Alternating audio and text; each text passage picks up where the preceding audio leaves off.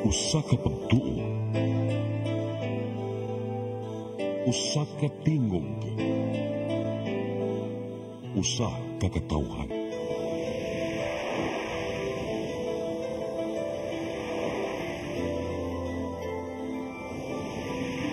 Cebu Catholic Television Network.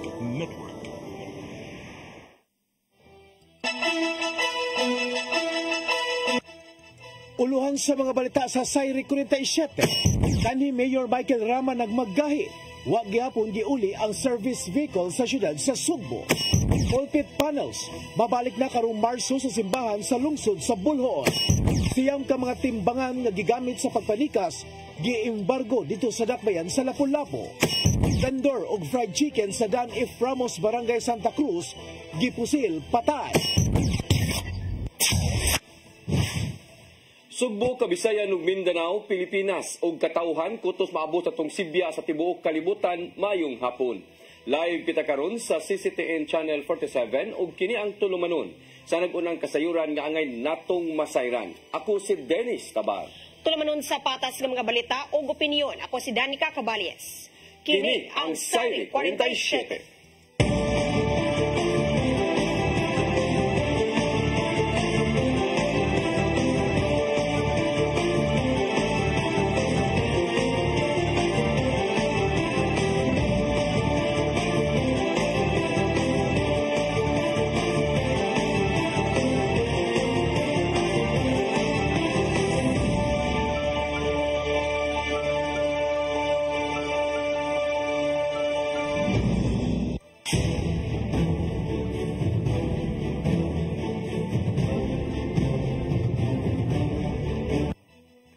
O karon sa kumpletong detalye sa atong mga balita, pipila ka mga kandidato sa pagkasenador nitubag sa mga isyu nga giatubang sa sektor sa edukasyon. Gikan kini sa pagbag-o sa kasamtangang curriculum hangtod na sa paglikay sa mga katalagman. Ang kasayuran ihatod ni Gian Navarro. Atol sa Multi-Sectoral Candidates Forum nga gipasiugdan sa Ramon Aboitiz Foundation Inc.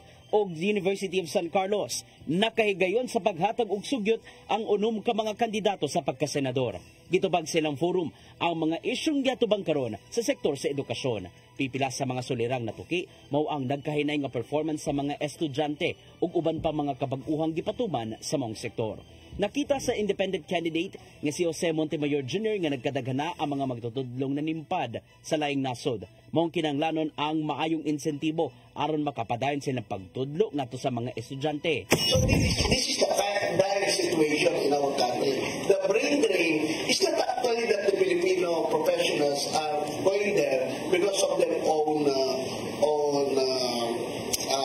volition or their own decision. Kinanglanon alang ni Ernesto Arellano gikan sa Katipunan Party ang dakong pundo sa Department of Education sang nitakita sa Batakang Balaod nga kini ang labing dakong budget nga igahin sa gobyerno.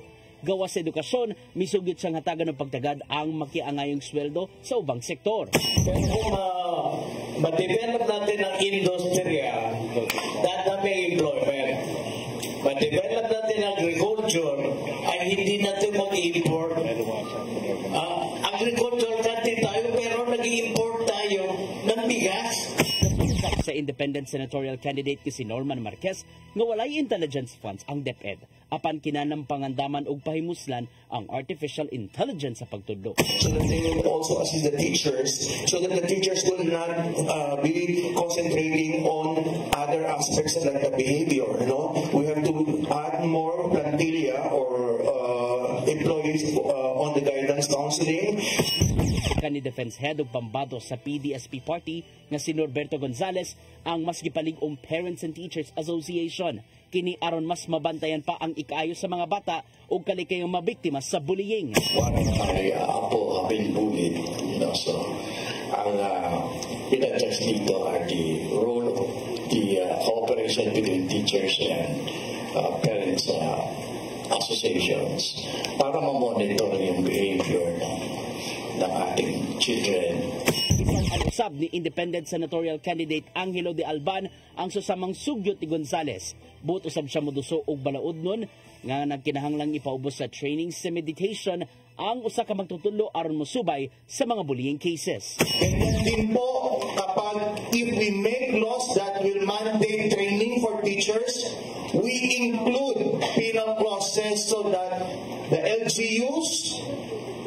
as well as the DepEd, they could be held liable if they do not conduct trainings for capacity building for teachers. Apil sa green agenda ni Roy Cabonegro gikan sa Democratic Party of the Philippines ang pagsigurong climate-proof nga edukasyon. Pinagi kini sa paglambigit sa mga magtutudlo o estudyante sa disaster response, reduction, and management. Ang iniisip ko ay kailangan natin gawin ng ating akademya, ating mga school, na mag-solve ng mga problema natin dito sa ating mga komunidad. Ayusin ang extension, ayusin ang paggamit ng mga teknolohiyang madidevelop sa pag-solve sa barangay level ng ating mga environmental program.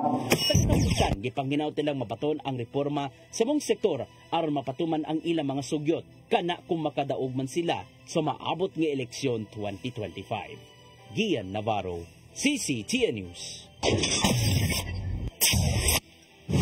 Kanhi Mayor Michael Rama mihagit sa Cebu City Legal Office sa mando na nga pagpauli sa iyang service vehicle sa city government. Gihimo niyang rason ang gidangatan siyang posisyon human gitangtang sa ombudsman sa miaging tuig. Ang kasayuran ni Hato di Crystal Joy Palerca. Gihagit sa kampo ni dismiss Mayor Michael Rama ang mando sa Cebu City Legal Office sa pag-uli sa service vehicle ngadto sa city government. Sa giluwatan niyang suwat ngadto sa City Legal Office, gihimugatan sa gihapon kang Rama ang iyang nahimong kapalaran tungod kay wa siya'y nadawat nga mando sa ombudsman aron pagtangtang sa iyang pwesto. Maong nagpabilin ang baruganan ni Rama nga siya gihapon ang elected mayor ug mahimong magamit sa mga kahimanan sa kagamhanan sa syudad, apil na ang Toyota Hi-Ace Super Grandia. Giingong pag-abusar sa katungdanan mo ay nahimong hinagiban sa iyang pagdepensa. Kini na ang nahimong tubag human sa nahimong face-off ngadto sa City Legal Office sa miaging simana. Samtang gikumpirmar ni Mayor Raymond Alvin Garcia nga midangop sa kapulisan ang syudad alang sa pagpablatter batok kang Rama. Mahinumdumang mihulga ang kasamtangang mayor nga kasuhan og carnapping ang kanhi mayor tungod lang sa pagmagahi alang sa balig 3 milyones pesos nga sakyanan. Kini hinuon ang nahimong resulta sa dihang nagpahigayon og inventory ang Department of General Services sa mga sakyanang gigamit sa city government. Just waiting actually for the report of the Department of General Services because I told them nga pagir og inventory sa mga sakyanan nga baka na uli. And then so far nayon man sila nga so far mayor papagiuli at ang van. So, I'm still waiting for the formal report. Sa kasamtangan, wala pa makahatag og dugang pangkomento sa nahimong lakang sa kagamhanan sa syudad si Garcia. Crystal Joy Palerca, CCTN News. Samtang dulaan katunga sa mga Pilipino, misupak sa impeachment complaint batok kang Vice Presidente Sara Duterte. Nakita sa usa ka survey nga nagagikan sa Mindanao nga sagad sa mga nitubag niini. Ang kasayuran ihatod ni Gian Navarro.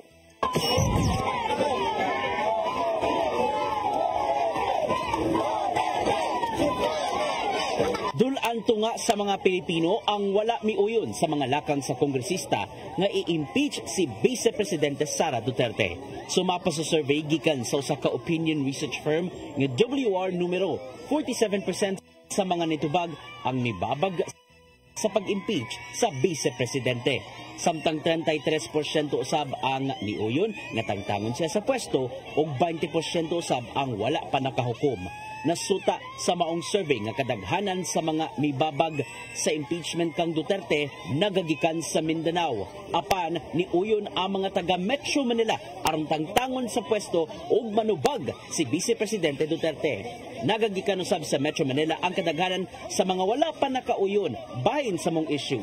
Mato ni WR numero President and CEO Clive Arguelles nga nagtungag gyud ang mga Pilipino sukad gyud yatubang ni Duterte among mga pasangil. Pipila sa mga isyung gituki sa ilang Philippine Public Opinion Monitor mao ang irregularidad sa Department of Education sa diyang gidumala pa kaniadto ni Duterte. Giingong pagpangurap sa imbuatan ug kinaiya isip Vice Presidente. Kinalan pa mag-convene sa pagkakaroon ang Senado isip impeachment court aron makabuylo na sa himuong hukom kang Duterte. Samtang karong adlaw wala unang gitiwas sa Vice Presidente ang gikatakdang pagbisita sa ubang mga barangay sa Dakbayan sa Sugbo. Sumapa siyang staff nga adunay gipamati sa lawas ang maong opisyal. Gian Navarro, CCTN News. Miarang-arang na ang kahimtang sa panglawas si Pope Francis karong gibantayan sa mga doktor sulod sa 13 ka adlaw. Matod sa Holy See Press Office nga ni anam og kaayo ang paginhawa sa Santo Papa human gigamitan og oxygen. Nasuta sa mga doktor nga normal ang nahimong evolution sa iyahang baga base sa resulta sa CT scan. Dili pa ang ngayang kabalaka sa kasamtangan ang kakulian sa iyang kidney diin gisulbaran na kini sa mga doktor. Nakapahuway og tarong Ginoo ng Santo Papa karong adlaw.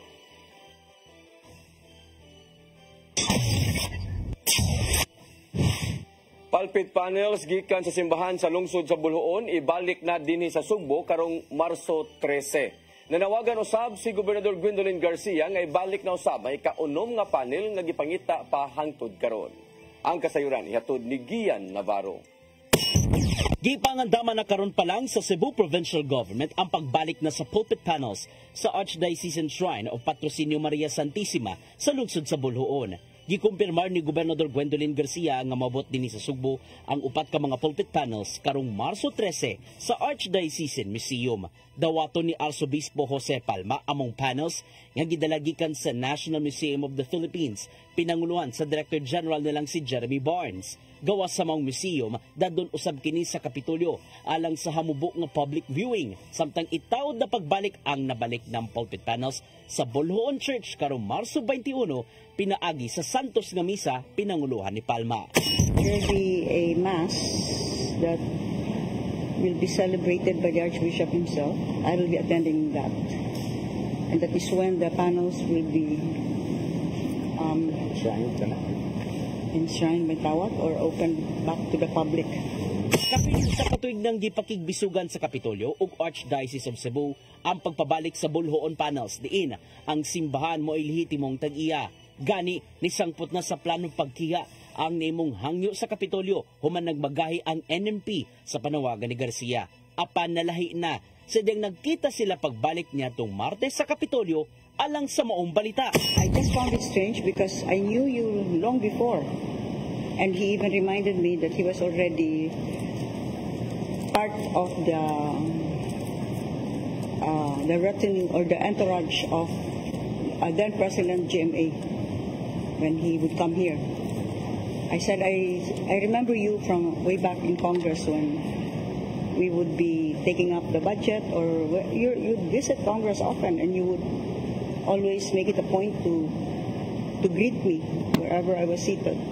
Kalisab ni Mayor Joji Derama ang maong kalambuan o gipangandaman ang mamahimong kasabutan sa managlaing habig pohon. Apan ipaubos gid una so saka may nung danong proseso aron mapamatud ang orihinal ang ibalik nga pulpit panels.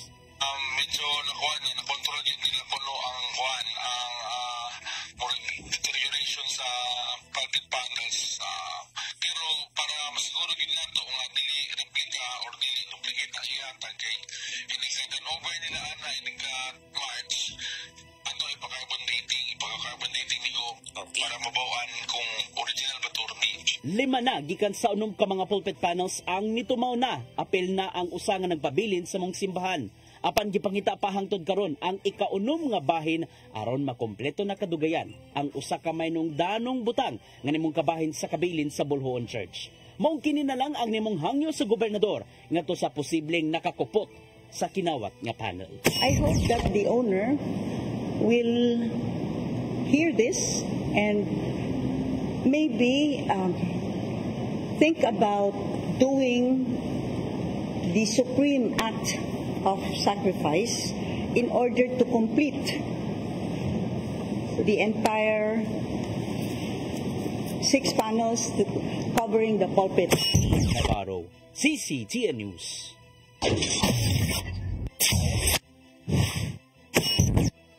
Mosunod, siyam ka mga timbangan nga gigamit sa pagpanikas, giembargo dito sa dakbayan sa Lapu-Lapu. Kana og daghan pa mga balita sa pagbalik sa Sayre 47.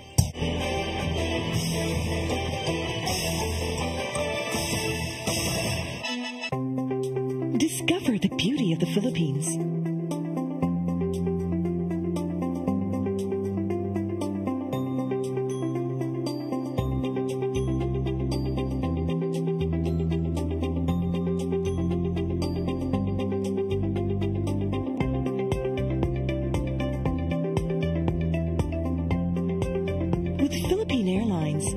country's flag carrier.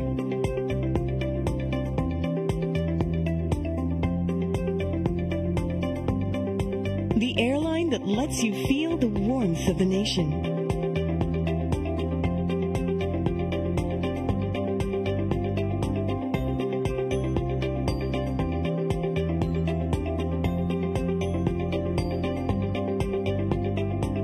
Mabuhay!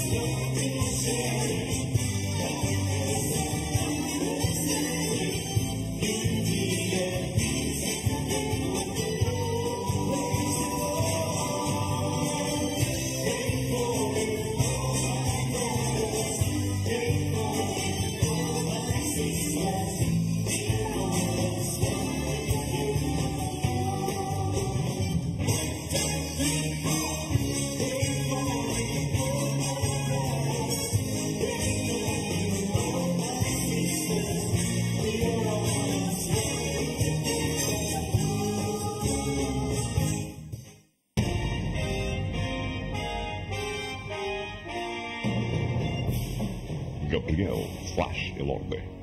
Natao sa Bungo, Cebu niadtong 1935. Nahimong World Boxing Champion niadtong 1960 dihang iyang nagpalukapa si Harold Gomes sa ikapito round.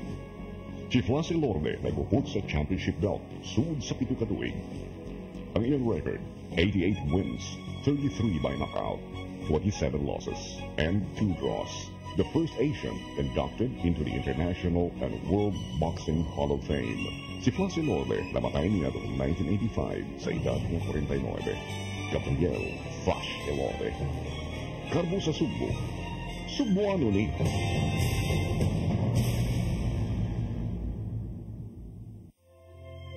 Ang kinabuhi puno sa hagit. Sumpay na ka, Dria! Ay, maginarte! Magdita ka! Puno sa pangutana.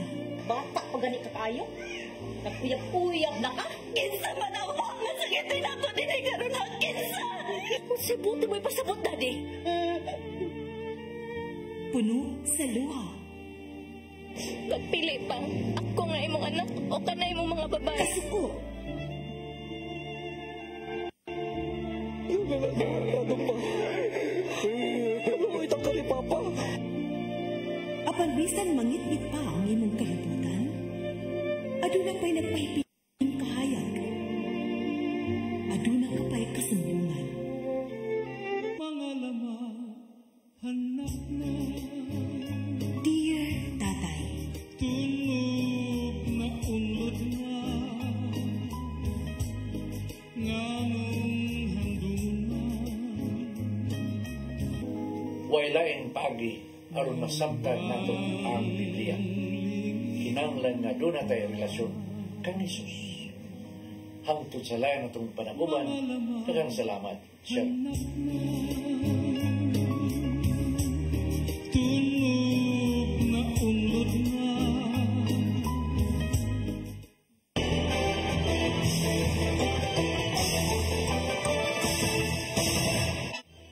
Balik sa ato mga balita, siyam ka mga timbangan nga gigamit sa pagpanikas o giembargo atol sa surprise inspection ni Mayor Junard Ahong Chan diya sa merkado sa Dakbayan sa Lapu-Lapu. Matod sa mayor nga daghang mga iyang nadawat nga reklamo kalabot niini. Ang kasayuran ihatod ni Crystal Joy Filerca. Siyam ka mga timbangan ang naembargo ato sa pag-surprise inspection ni Mayor Junard Ahong Chan sa merkado sa Dakbayan sa Lapu-Lapu kaganihang buntag. Kinitungod kay gigamit ang mong timbangan pagpanika sa mga negosyante sa karnihan ug isdaan sa merkado. Matod sa mayor nga taod-taod na siyang nakadawat og mga reklamo kabahin niini. Sigon usab niya nga aduna nay nasakmit ang market administrator nga mga timbangan tungod sa mga reklamong nadawat. Apan tungod kay niadtong Martes lang nakadawat na usab og reklamo ang mayor, hinungdan nga nangunay na siya sa pagpang-inspeksyon. Dili man gud ta gusto nga manikas ta. Gusto ta nga mulambo ang ilang panginabuhi, nga panginabuhian, kalipay na to nga mulambo ilang panginabuhian. Dili lang ta manikas. Sakto ang bayad, sakto lang puta ang timbang. Ugang ni Mayor Chan nga kini mao'y unang higayon nga nakasakbit siya og mga timbangan nga gigamit sa pagpanikas ato sa iyang pag-inspeksyon. Nibutyag ang mayor nga adunay gibutang ang LGU nga timbangan ng bayan sa sentro sa merkado, maong ang uban nga magduda didto magpatimbang og balik ug masuta nila nga kuwangan diay sa timbang ang ilang gipamalit, maong ila kining ma-report sa market administrator. Apan ang uban tungod sa pagdali-dali didto na nila masuta sa ilang panimalay nga kuwangan diay sa timbang ang ilang mga gipamalit. Nibutyag si Mayor Chan nga dili lang taman sa pagsakmit og mga timbangan ang ilang buhaton, apan mag-atubang og mga silot ang mga naimbarguhan. Sanction, there will be a sanction, no? Mo na tun-an sa ato ang atong team, no? Di man pwede good na ingon anak lang kasayon, no, nga i-confiscate lang nimo ang iyang timbangan. There must be a sanction. Crystal Joy Filerca, CCTN News. Giluwas sa mga sakop sa Philippine Coast Guard ang 28 anyos nga lalaki human giingong nilayat sa gisakyang barko kagahapon. Nilarga ang maong barko gikan sa Dakbayan sa Toledo ug mupaingon sa San Carlos City. Giila sa Coast Guard Station, Negros Occidental ang maong lalaki nga usa ka residente gikan sa Gihulngan City, Negros Oriental.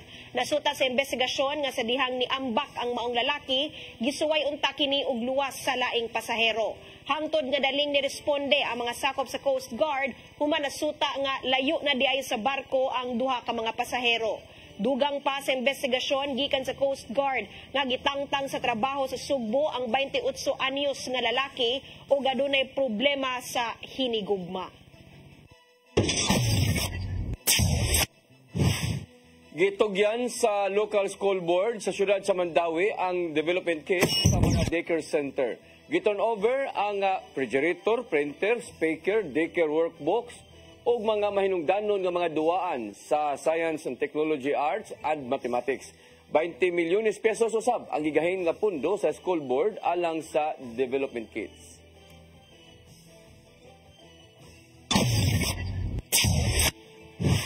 Moabot sa 40 ka mga traffic enforcers sa syudad sa Mandawi. Gipaubos sa capability enhancement training sa Mandawi City Police Office.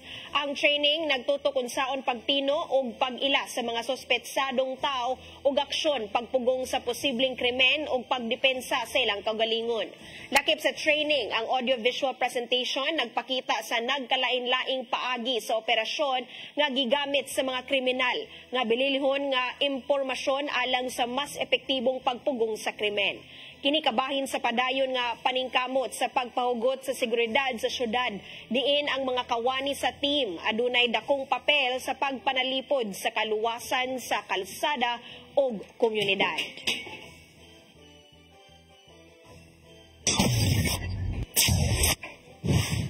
Tulo ka mga trabahante sa Barangay Gunob, Dakbayan sa Lapu-Lapu ug tulo ka mga clean and green personnel sa City Hall ang nagpositibo sa managlahing surprise drug test nga gipahigayon karong simanaha.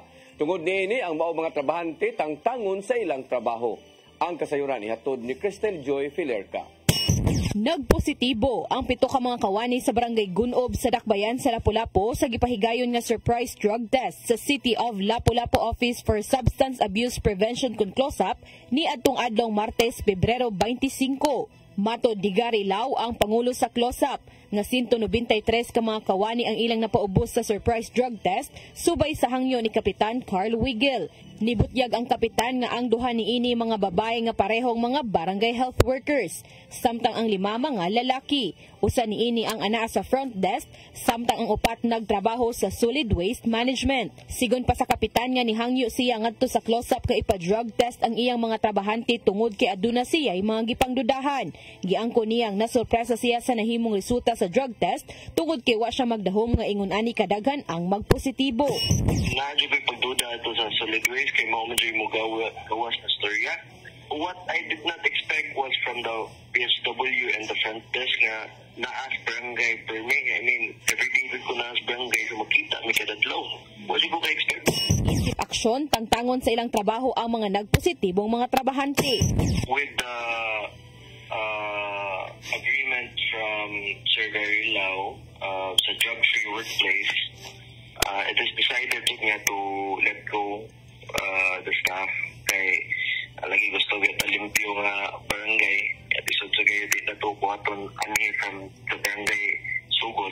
Epektibo ang pagpanangtang kanila kung aduna nay makapulis sa mga trabaho sa mga nagpositibo apan giklaro sa kapitan nga pinakataas na ang duha ka semana. Hinuon kung mopaubos sa drug rehabilitation program ang 7 nga nagpositibo, mipasalig si Kapitan Wigel nga makabalik sila sa serbisyo.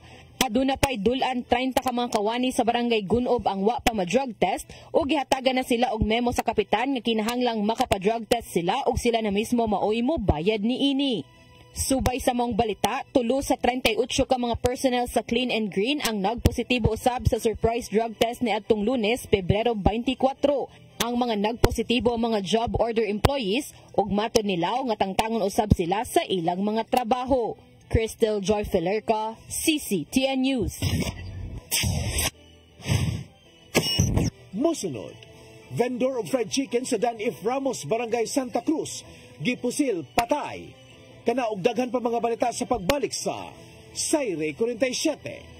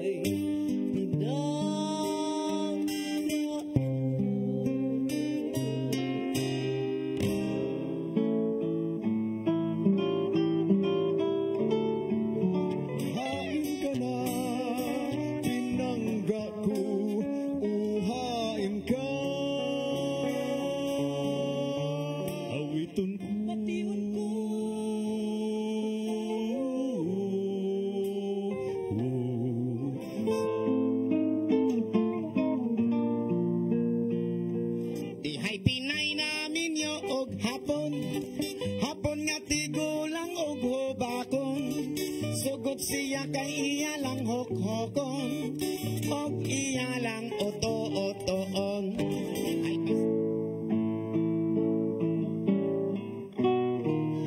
Sayawin day, surain day, surain day, surain day.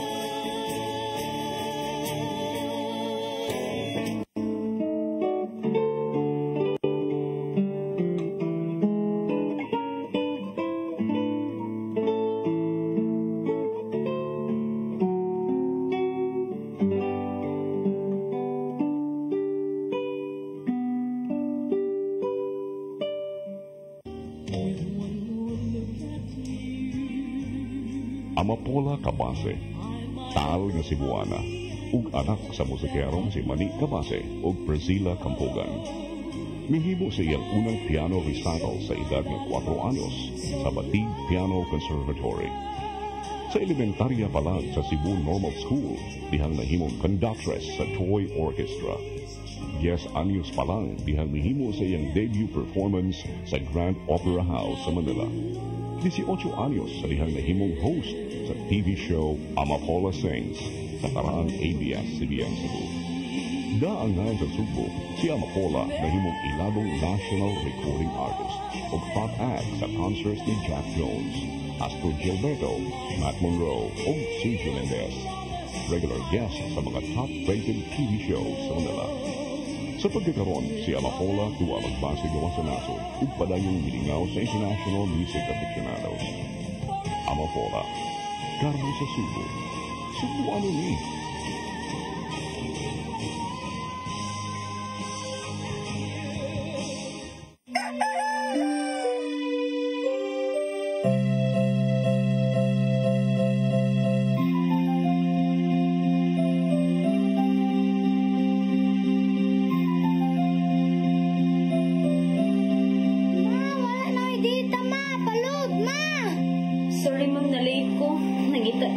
Para internet sa kong anak, ma'am.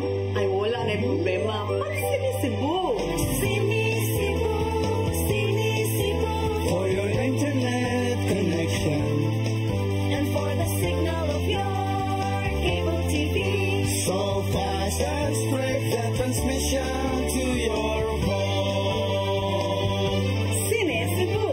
Sinisibo. Sinisibo. Offers you to have fiber optics.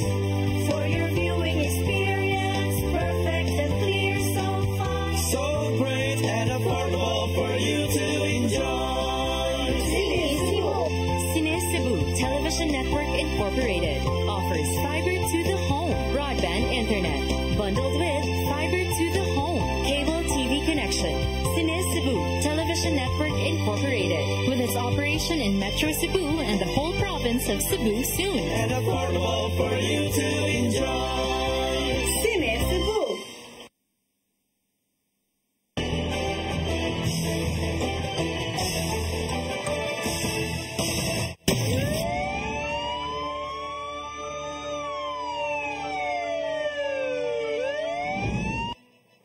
Balik sa ato mga balita, mamaligya ay og manok sa Barangay Santa Cruz, Dakbayan sa Sugbog, gipusil patay sa riding in tandem samtang nagluto sa iyang paninda. Amahan og igsuon sa biktima, dunay gidudahan nga may responsable sa pagpamusil. Ang kasayuran ihatod ni Arnold Bustamante. Patay ang usa ka fried chicken vendor. Humani po sila sa wala pamailing suspitsado alas 11:50 ganin ng buntag sa Dalan F. Ramos, Barangay Santa Cruz sa Sulit sa Sugbo. Ang biktima gilang si Jade Mark Dungog, 27 anyos, na live-in partner taga 3 de Abril sa Barangay Labangon sa Dakbayan sa Sugbo. Matod sa usa sa mga vendor nga namaligyag butong nga suspitsado angkas kini og usa ka motor nga gihulagway nga puwa. Ang kolor niini di nangutana pa kini kung tagpila ang presyo sa piniritong manok. Sa dihang nitubag ang biktima nga tag 35 ang usa, kadit lang kini nga pusil makausa ka higayon ug dahil sakay pagbalik sa naghuwat ng motorsiklo dahil sibat paingon nga to sa hongkera.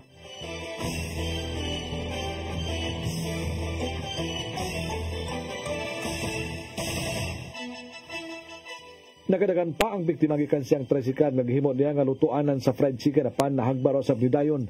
Igo sa luyong pahin sa lawas ug milapos kini siyang dughan gamit ang wala pa matino nga kalibre sa armas. Sigon na rin si Paul Vila, konsyal sa Barangay Santa Cruz, nga si Dungog buutan kini nga pagkatao. Di sukad sila nga nagkaila, wala pa sila makabantay nga doon ni kontra.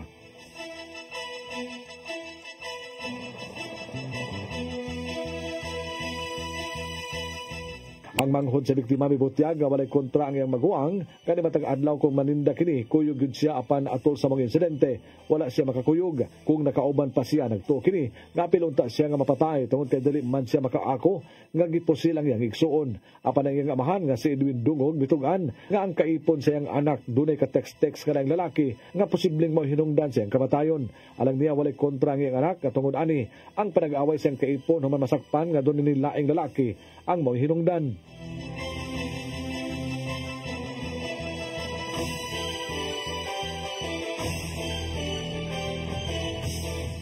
Gibaharan usab baton pa ang biktima nga patyon sa kabanay siyang kaipon nga usa sa ilang gipasubay sa kapulisan. Ang Abiliana Police Station pa rin pa silang investigasyon ug misog sila sa kuha sa CCTV camera aron pag-ila sa mga suspitsado.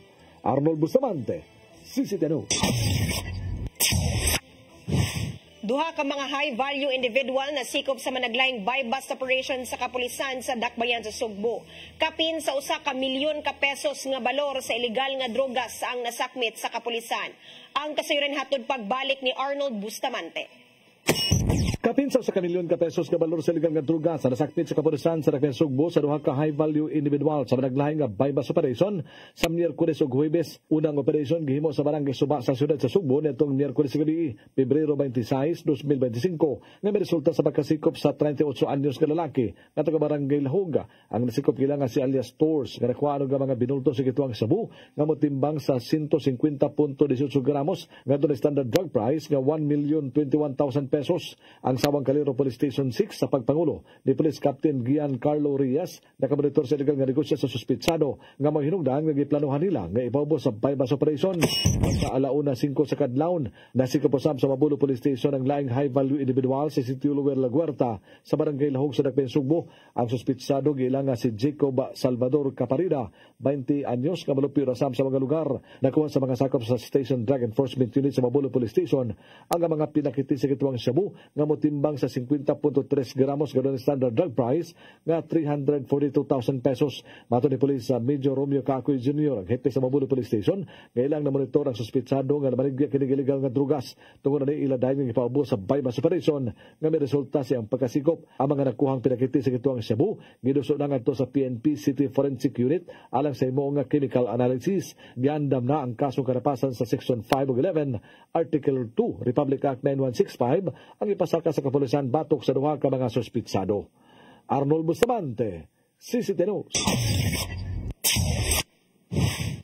Giablihan na sa publiko ang Bridge Park diha sa Barangay Paho, Dakbayan sa Lapu-Lapu, ilawom sa unang Mactan-Mandawi Bridge. Department of Budget and Management Secretary Amina Pangandaman ang may ribbon cutting uban ang mga opisyal sa syudad. Nalingaw ang mga bata sa gipatuman nga playing equipment sa park nga lakip sa 40 milyones pesos nga gigastuhan sa Phase 1.